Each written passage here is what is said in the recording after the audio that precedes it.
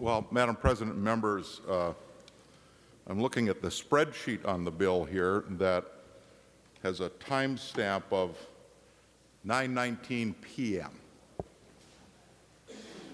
less than an hour and a half ago. Spends $131 million, it looks like to me. I don't know how anybody could expect that we would have been able to go through this and understand what this means in all the different articles in the bill in that period of time.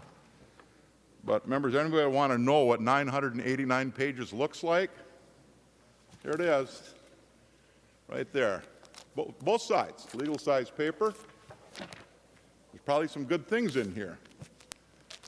But other than the members on the conference committee, I think they probably have an idea what's in here. The rest of us, the other 62 of us, we know little or nothing about what's in here. Because you heard Senator Marty say that if you can read 200 words a minute, you can read this in 30 hours. And we've had it 2 hours. You know, I'm sure there's stuff in here we should all agree we should do. But what I do know is that I was in the meeting earlier today with the governor and the other leaders, and he was very clear with us that he's going to veto the bill because there are all kinds of objectionable provisions to him that he put in writing he objected to, and the conference committee still decided to move forward with. It just seems like there is one heck of a lot of work in here, the work of the entire session relative to the supplemental budget, going down to a certain veto. And we're not going to get another bite at the apple, because I was with the governor when he spoke to the press corps after the meeting earlier tonight about 8 o'clock, and they asked him when he was going to veto it. He's going to veto it immediately after he receives it, and he said, I'm going to read it.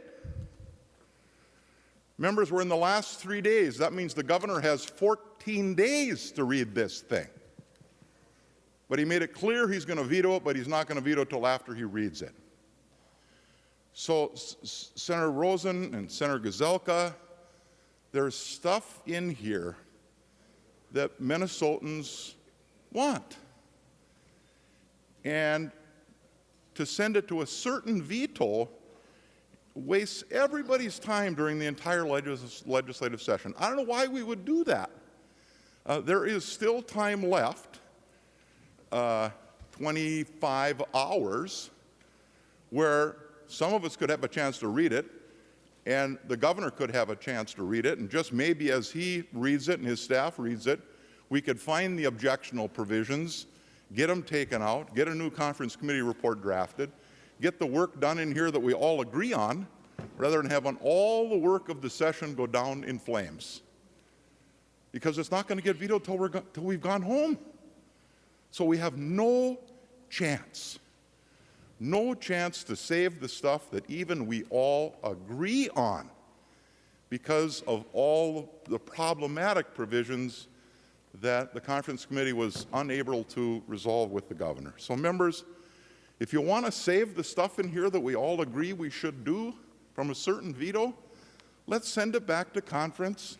Let's find some time to work with the governor so that we can get some of the work done in here that we all agree on. Sending it to an absolute certain veto, I don't know why we would do that. What have we been doing here for 12 weeks if at the end of 12 weeks we're just basically going to throw the towel in and say we're all going home and we didn't do a thing? Oh, good bill for my district. I have a paper mill in International Falls. Senator Simonson has a paper mill in Duluth. Senator Eichhorn has a paper mill in Grand Rapids. We're probably going to print one heck of a lot of copies of this before it's done. It's reams and reams and pallets of paper. So probably Senator Laurie has a paper mill in Cloquet, so it's good for him too, maybe for his district. Members, let's salvage what's in here that we all agree on. And there's no way to do that by sending it to a certain veto. The right vote here is a green vote. Let's send it back to conference and try to figure out with the governor how we can get something enacted to law, so we haven't spent 12 weeks here absolute spinning our wheels so the public doesn't start to say, well, what a do-nothing session. They didn't get a thing done. I don't think any of us want to hear that refrain on the part of the public once the session is done. This is our chance to make sure the public doesn't say that. Send it back. Let's get it fixed up. There's plenty of time. There's 25 hours to go. Members, I'd encourage a green vote to send this back to conference. Senator Gazelka, I did